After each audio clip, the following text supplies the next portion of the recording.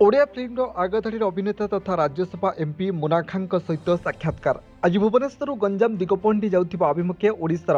पुरातन सुनामधन्य अभिनेता तथा राज्यसभा एमपी मुना खां जे कि ओडिशार घरे घरे परिचित ओडिया सिनेमार जड़े आगधाड़ी अभिनेता तांको आज आमे किछि समय साक्षात्कार नेउथिलु और आगको निर्वाचन पाके आसुथिबा नै किछि वार्ता दैथिले एनी आम प्रतिनिधि कोन पचारि बुझिथिले आसंतु सुनिबा। देखो गंजाम जिले में बरहमपुर पार्लियामेंट सेगमेंट रे बुलूँ विभिन्न निर्वाचन मंडली आज मोर दिगपहंडी रे प्रचार अच्छी एवं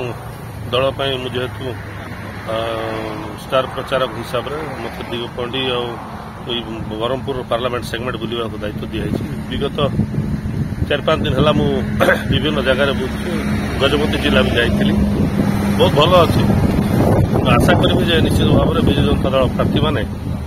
सांसद भाव में विधायक भाव में निश्चित भाव में जितबे विश्वास मोर अच्छी।